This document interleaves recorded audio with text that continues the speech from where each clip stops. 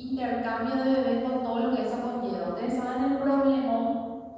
Yo suelo ver en Brasil como hay esos problemas por intercambio de bebé que al final la mamá descubre, investiga y se resulta ser que sí se le cambió su bebé. Entonces, para evitar eso, el brazalete, ¿sí? Entonces el bebé nace, yo le coloco acá en la puesta en la cuna y ya viene la enfermera y ya le está colocando el brazalete. Eso es muy importante, ¿sí? Por ejemplo, en IPS, cuando se llama a la residencia, yo le estoy mirando al bebé, le coloqué ahí y la enfermera hace rápido le colocó esto. Es lo primero que hace, se apura para hacer eso, ¿sí? Porque es muy importante. El brazalete de identificación. En el brazalete tiene que estar todos los datos de la mamá, ¿sí? La mamá, su nombre, edad, ¿sí? La fecha de nacimiento, tiene que estar ahí, nombre, edad de la mamá, fecha de nacimiento y si se puede, número de documento, RND fulana de tal, RND Julia la otra, también tiene que estar ahí. La tarjeta de identificación, generalmente la tarjeta de identificación es la que va por el brazalete, ¿verdad? Y también se utiliza una tarjeta aparte más grande que se coloca en la cunita del bebé. Antes de que el bebé pase al alojamiento o cuando está en el alojamiento, es una tarjetita que se coloca por su cunita. ¿Está bien? Entonces ahí ya se coloca el nombre, apellido de la mamá, la fecha, la hora de nacimiento y lo que más la gente quiere saber es el peso del bebé, cuando midió, el sexo y de repente la edad gestacional, ¿verdad? Bueno, y ahí yo ya realicé los procedimientos básicos de la atención inmediata al recién nacido. ¿Está bien? Entonces yo le recibí al bebé, evalué su estado vital, procedí al secado vigoroso, clampeo de cordón, le apliqué la vitamina K, le apliqué la vacuna para la hepatitis B, ¿está bien? Le realicé la medición antropométrica, peso, talla, perímetro cefálico, evalué el Apgar, luego evalué el capurro para determinar la edad gestacional.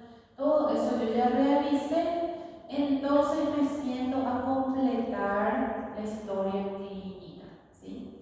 Completo lo que me falta de los datos del parto, si fue un parto tóxico, distóxico, si hubo una complicación, como circular de cordón, la cantidad de líquido, si es un líquido claro, normal o escasa cantidad de líquido, porque también el oligoamnios suele haber y también los obstetras utilizan como una indicación necesaria del oligoamnios.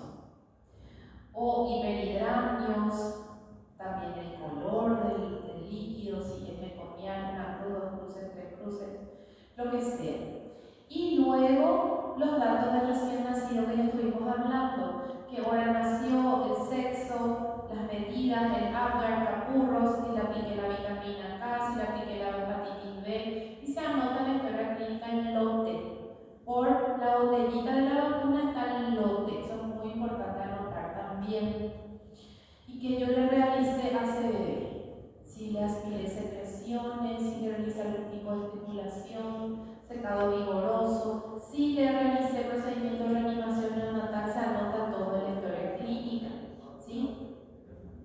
Me pide la otra hoja, la huella plantar, que ya hablamos también de eso. La huella plantar derecha del niño y dedo índice derecho de la madre. En algunas historias piden solamente la huella plantar del bebé o piden ambas huellas de ambos pies. En el IPS, por ejemplo, piden huella plantar de los dos pies. Bueno, y aquí voy viendo el examen físico recién nacido, ¿sí? ¿Cuándo le vuelvo a hacer el examen físico? Bueno, yo ya le hice inmediatamente al nacimiento para evaluar el estado vital, para hacer el Apgar, el capurro. Luego vuelvo a hacer una vez que termina el periodo de adaptación o transición, las 2 a 3 horas, para decidir si ese bebé está en condiciones de pasar con la mamá en alojamiento conjunto se llama cuando el bebé está internado la puérpera por su recién nacido, o si ese bebé requiere por algún otro motivo internación en sala de neonatología o de cuidados intensivos neonatales. Y al momento del alta le tengo que realizar nuevamente. En realidad le tengo que realizar mínimo cada 24 horas hasta el alta. Bueno, luego de determinar la edad gestacional por capurro, le clasifico. Eso también nosotros ya vimos la semana pasada. Le clasifico al recién nacido, si es de pretérmino, menos de 37 semanas. Si tiene entre 37 y 41.6 semanas, término.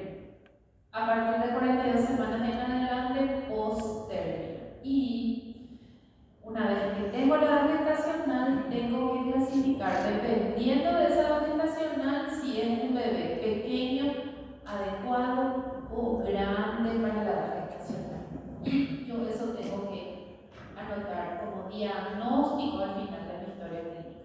Recién nacido de término, 39 semanas por capurro, adecuado para la edad gestacional. Recién nacido de pretérmino, ¿sí? Pequeño para la edad gestacional, 35 semanas por capurro.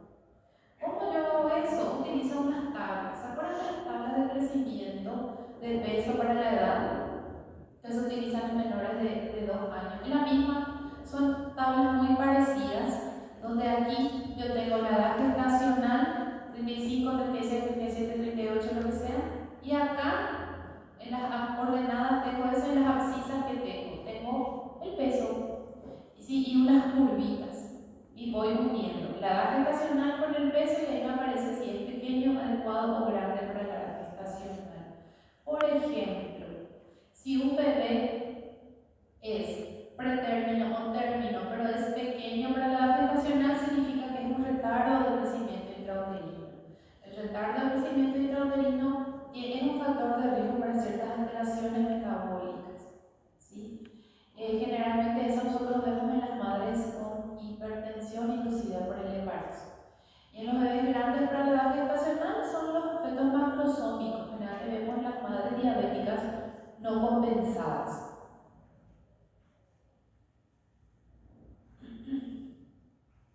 Bueno, cuidados postnatales en las salas de parto. ¿Dónde le coloco yo el recién nacido?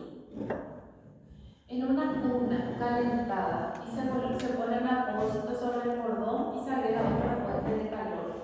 Debo observarse recién nacido en su cuna una hora como mínimo, buscar signos de cianosis, secreción excesiva de moco o comportamiento anormal. Esto es todo durante el periodo de transición todavía. Deben mantenerse limpias las vías aéreas e inspeccionar frecuentemente el apósito del cordón para evaluar que no haya una hemorragia anormal del cordón umbilical que yo había clampado. Bueno, siempre dando énfasis a mantener la temperatura de ese bebé porque fácilmente se enfría, ¿sí? Entonces la revisión, las veces que yo le reviso al bebé, tiene que ser de forma rápida. Para que yo pueda hacer de forma rápida y no se me escape ningún detalle, tiene que ser metódica. Siempre, si se puede, hacer debajo de una fuente de calor. Deben buscarse. Y yo busco, aparte de todo lo que ya sé, malformaciones, signos de lesiones, ¿sí? Que pudieran ser explicadas por un traumatismo obstétrico, por ejemplo. Y el examen físico debe iniciar siempre en la cabeza y terminar en los pies. Bueno, entonces, ¿qué yo evalúo en la cabeza? Examen del tamaño y tensión de la fontanela, evalúo la fontanela anterior, luego evalúo la fontanela posterior. La anterior generalmente es más grande que la posterior, ¿sí? Presencia y normalidad de los ojos, de simetría, ¿sí? Veo las pupilas. Inspección de las orejas. Las orejas tendrían que ser simétricas y de una colocación o implantación correcta. ¿Qué significa cuando una implantación no es correcta? Generalmente tienen implantación baja. ¿Cómo yo sé eso? Evalúo una línea recta que inicia donde termina la ceja y va hacia atrás de forma recta. Y eso tiene que coincidir con ¿qué? Con el borde superior del pabellón auricular. Si ese pabellón auricular está por debajo de la línea recta que se inicia en la cola de la ceja, significa que ese bebé está con una implantación baja de orejas. Eso que me podría indicar de que probablemente sea el componente de un síndrome, sea un bebé sindromático, y me obliga a buscar otras alteraciones, otros trastornos, otras malformaciones. También otras malformaciones o agregados que podemos tener, por ejemplo, son un crecimiento como unos cuernitos que tienen los bebés acá en el trago, que son los famosos mamelones preauriculares. Si yo veo mamelón preauricular, eso generalmente está relacionado con malformaciones a nivel del riñón del bebé. Entonces, yo estoy obligada a investigar una ecografía, los riñones, vías urinarias del bebé. También veo la permeabilidad del conducto auditivo externo. ¿Qué más? En la boca, ¿qué podemos encontrar? Podemos encontrar fisura palatina, todo lo que es el paladar fisurado, ¿sí? O hendido se le dice también, y también el famoso labio leporino. Siempre los signos vitales, latido cardíaco, frecuencia respiratoria, debemos contar en 1 minuto, ¿sí? El tamaño del botón mamario es útil para estimar la madurez del recién nacido, cosa que nosotros ya vimos, ¿sí? Para evaluar el capurro, la edad gestacional. También el botón mamario tengo que evaluar al nacer para luego en los controles sucesivos evaluar probable crecimiento. Vamos a ver que se puede ver también eso y vamos a ver a qué se debe. Bueno, el cordón umbilical, ¿qué tipos de vasos? ¿Cuántos vasos tiene? Yo clampé ese cordón, corte y miro cuando voy a hacer la asepsia. Tengo que encontrar cuántos vasos. 3 vasos. ¿Cuántas arterias y venas? ¿Cómo? 2 arterias y una vena. 2 arterias y una vena. O al revés. 2 arterias y una vena. ¿Seguro? Sí, vamos a investigar un poco la circulación fetal. Es algo totalmente diferente de lo que es la circulación extrauterina en cuanto a lo que es la anatomía y en cuanto a las presiones que maneja, ¿sí? El pulmón, por ejemplo, la arteria pulmonar maneja presiones muy elevadas. Una vez que el bebé nace, drásticamente la presión de la arteria pulmonar tiene que bajar para dar paso al ingreso del aire en los alveolos y poder realizar el intercambio gaseoso en los alveolos. ¿Qué pasa? Muchas veces, debido a hipoxia, generalmente esa presión de la arteria pulmonar no baja, persiste alta.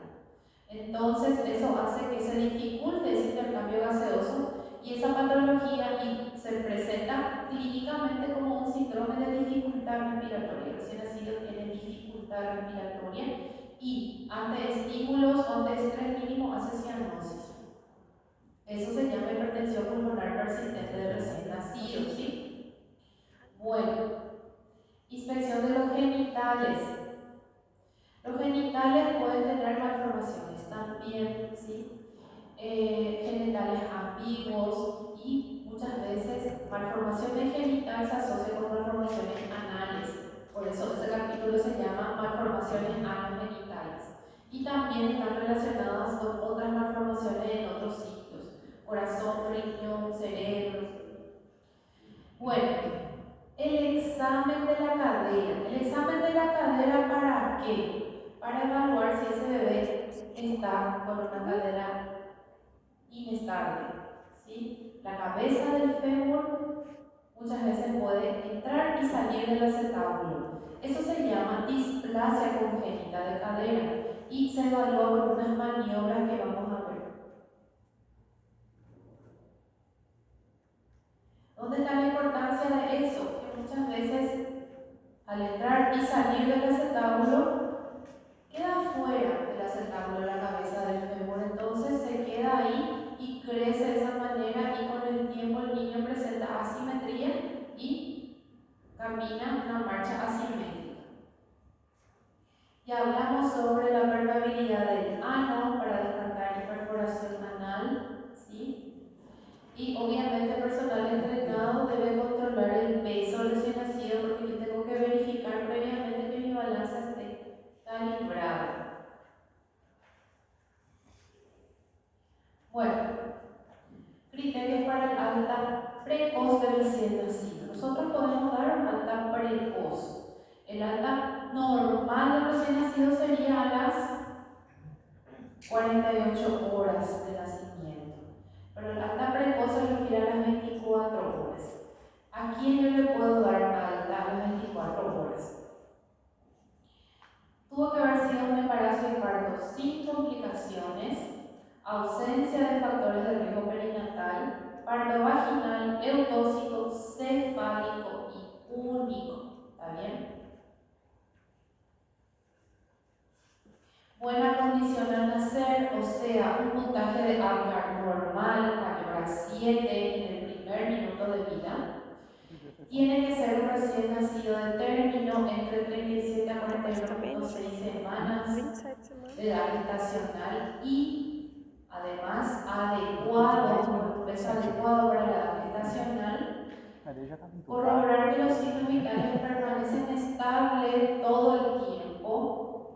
Alimentarse, obviamente, a pecho materno con buena succión, constatar que tuvo buena succión, sin evidencia de ictericia en las primeras 24 horas de vida, porque la ictericia puede ser fisiológica, pero cuando se presenta luego de las 24 horas de vida, si se presenta antes de las 24 horas de vida, es patológica, tengo que investigar la causa.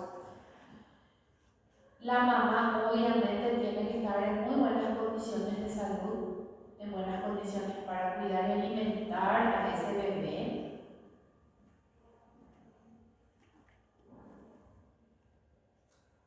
Bueno, ya dijimos, lo mínimo que tiene que estar hospitalizado un bebé 24 horas, lo ideal 48 horas. Para dar el alta normal tiene que estar en buenas condiciones, examen físico normal, buena succión, lo ideal a pecho materno, regulando temperatura.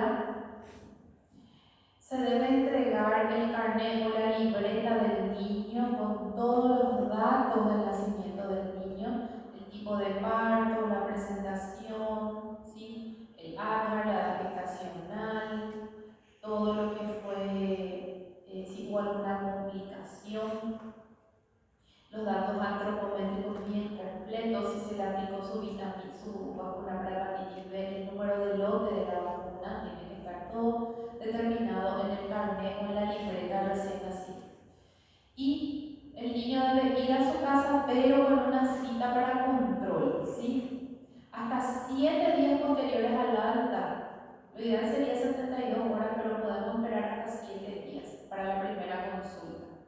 Haber recibido vacuna, hepatitis B sí o sí se coloca en la atención inmediata del recién nacido y lo ideal sería que vaya a casa con su dosis de vacuna BCG. Muchas veces no va de alta porque no se abre ese día la vacuna BCG, pero sí o sí tiene que ir con una indicación de volver para aplicar la vacuna BCG dentro del primer mes de vida. Hasta los 1 mes tenemos tiempo.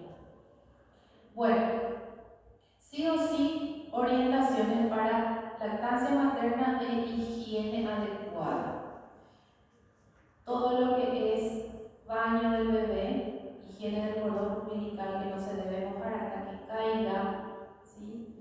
Y una vez que cae el cordón umbilical, a las 24 horas de haber caído, el bebé ya puede bañarse completo, ¿sí? En cuanto a lo que es la lactancia materna, todas las orientaciones que uno pueda dar, y tenemos que identificar algunos problemas en la lactancia antes de que la mamá vaya de alta, y tenemos que tratar de aclarar todas las dudas que tiene la mamá en cuanto a lactancia, en cuanto a higiene del bebé, cuidados en general. Hipo y estornudo, por ejemplo, son normales en el bebé. ¿Sí? Tratar de orientar a la mamá en cuanto a la posición para hacer dormir al bebé, ¿sí? Lo ideal sería evitar poner boca abajo. Se sabe sabe que la posición boca abajo favorece o es un factor de riesgo para muerte súbita del lactante. Entonces orientamos a la mamá a que le haga dormir, ya sea de costado o boca arriba. Entonces todas esas orientaciones hacen parte también de la puericultura antes del alta del bebé. Bueno, también importancia del calostro, que es la primera leche que la mamá está produciendo. Generalmente el calostro se produce ¿hasta cuándo?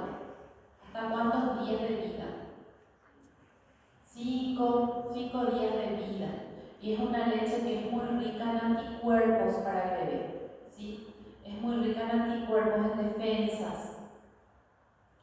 Generalmente la enfermera es la que supervisa mejor la lactancia materna y nos informa a nosotros, ¿sí? Y debe ser frecuente y satisfacer las necesidades del bebé. El bebé tiene una capacidad gástrica muy disminuida al nacer, entonces es normal que esté mamando poco tiempo, pero varias veces en el día. ¿Está bien? Varias veces.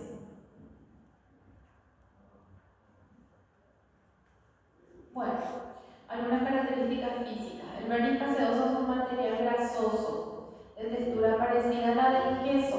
Reviste la piel del recién nacido de término, ¿sí? Es producida por las glándulas sebáceas y células epidérmicas muertas, una mezcla de secreción de glándulas sebáceas y células epidérmicas muertas.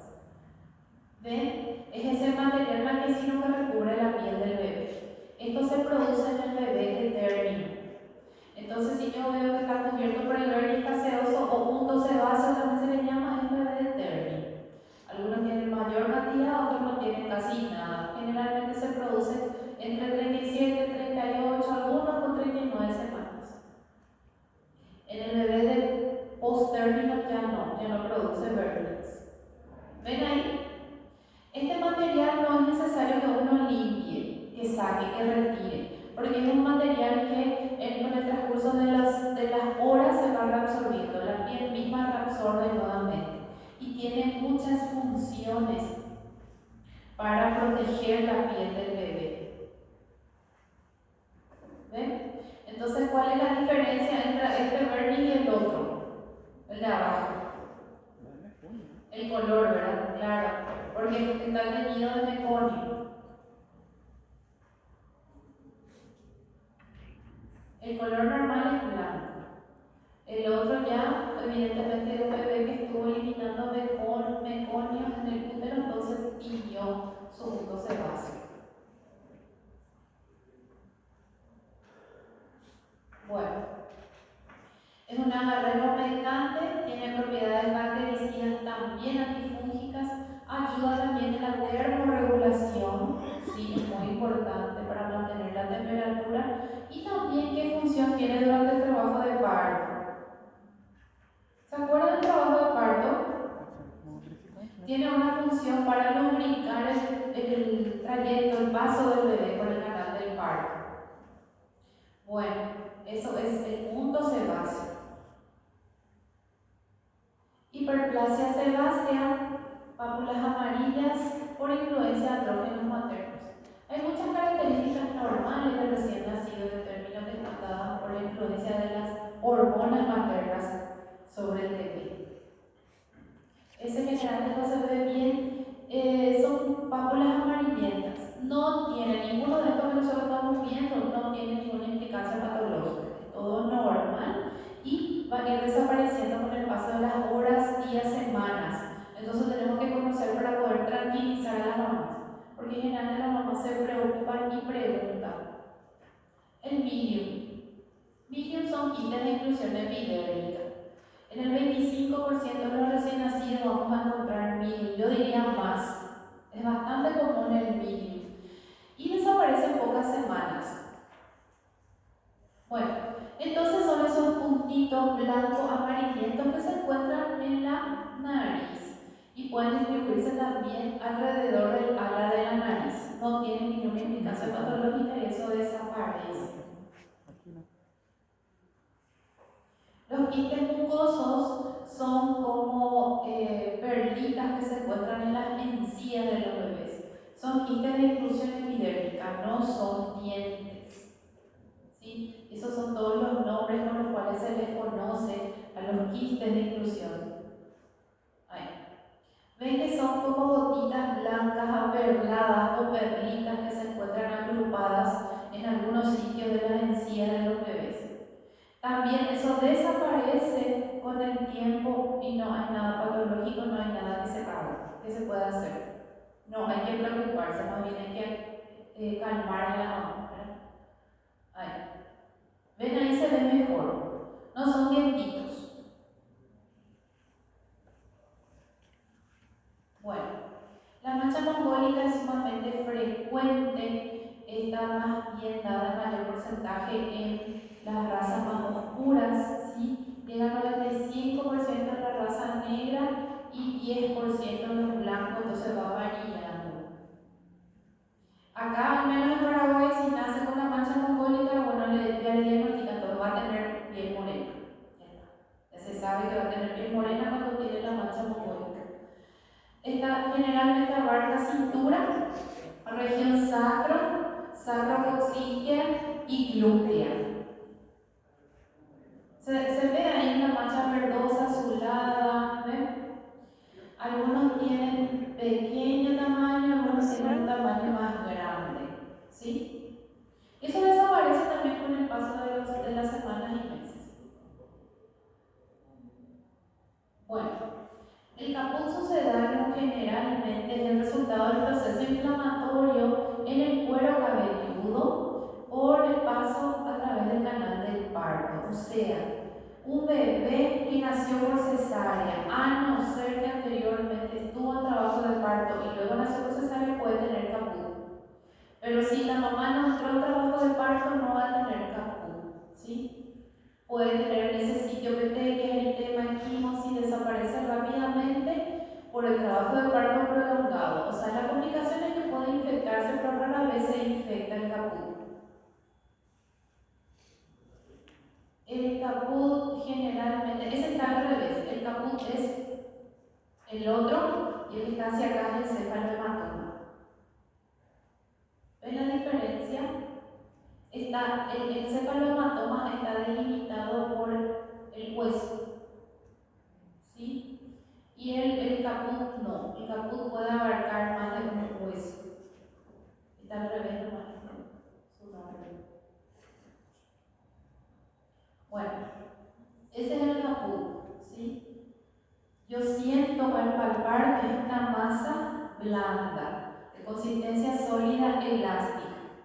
Ahora, otra cosa diferente es el modelamiento de los huesos de la cabecita, ¿sí? Entonces los huesos pueden reacomodar y la cabeza puede tomar una forma alargada por el paso del canal del parto y también los huesos pueden subirse uno encima de otro. ¿Eso cómo se llama?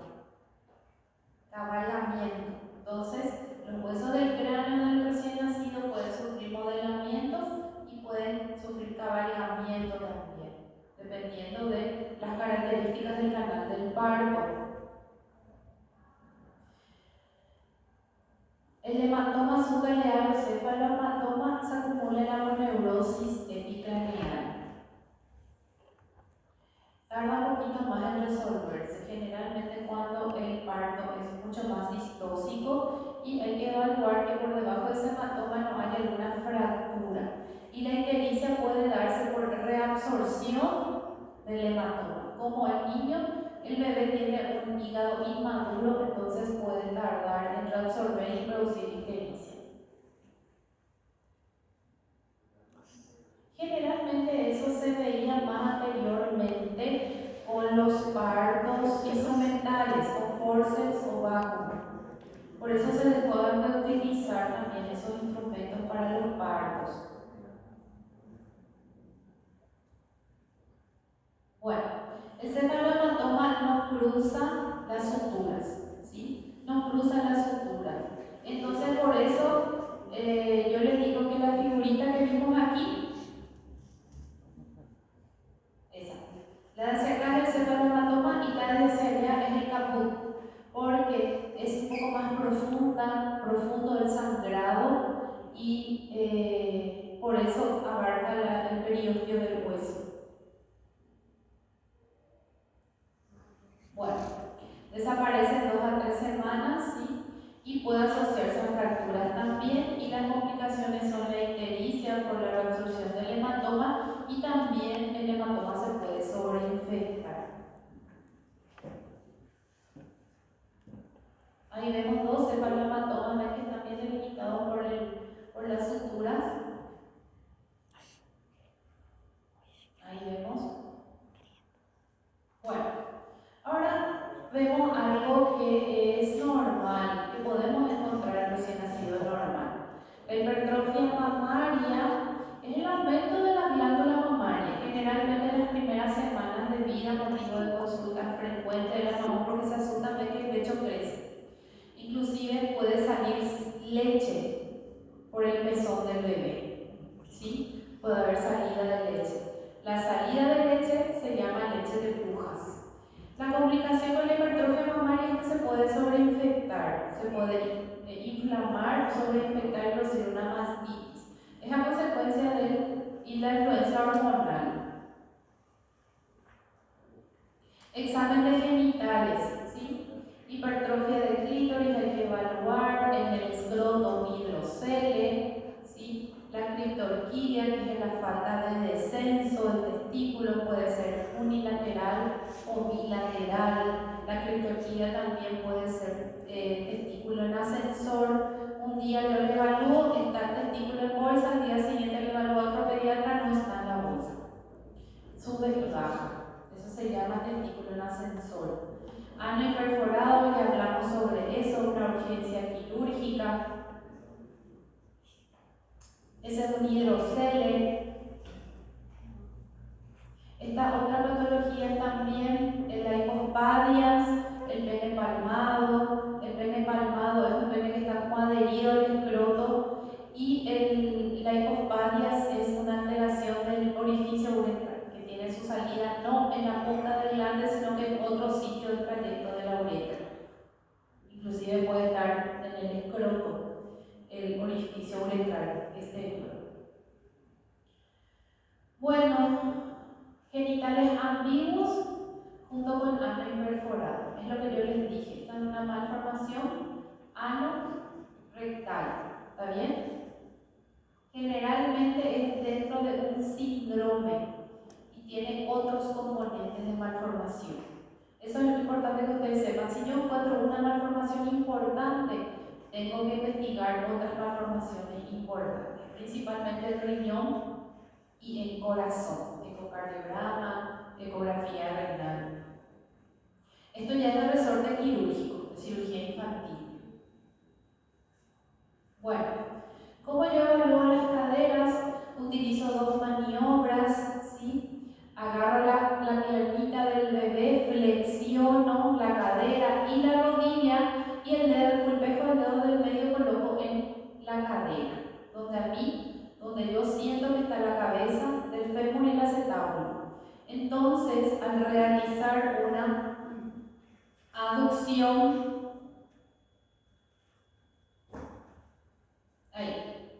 entonces ahí yo realizo una aducción, y ¿qué pasa?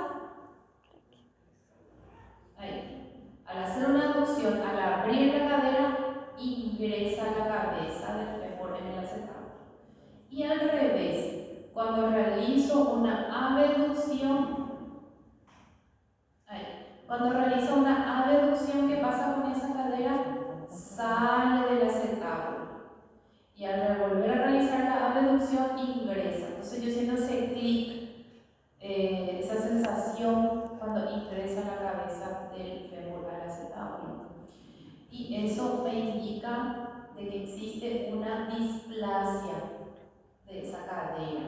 Y eso es importante diagnosticar lo más temprano posible para poder tratar, ¿sí? Y anteriormente se realizaban tratamientos muy cruentos, se colocaba el bebé en yesos, el bebé se daba como un robot meses y meses, y hoy en día ya no se utiliza más tratamiento cruento. En principio lo que se utiliza para estos bebés es el sistema de doble pañal. Se le coloca doble pañal ¿para qué? Para mantener al bebé en esta posición, con la pierna abducida Para la cadera reducida para mantener la cabeza dentro del acetábulo, ¿está bien? Posteriormente, si eso crece así, el bebé queda con asimetría y el famoso renguea, el acortamiento de un miembro, del miembro afecto, y entonces camina mal. Estas maniobras son conocidas como Ortolani y Barlow. Maniobras de Ortolani y Barlow para, anteriormente se le llamaba esta patología luxación congénita de cadera. Hoy en día se le llama displasia de cadera o cadera displásica, porque muchas veces la cadera no está luxada nomás, sino que puede ingresar y salir la cabeza, ¿sí? El problema está cuando queda luxada ya, sin poder volver a ingresar en el acetábulo.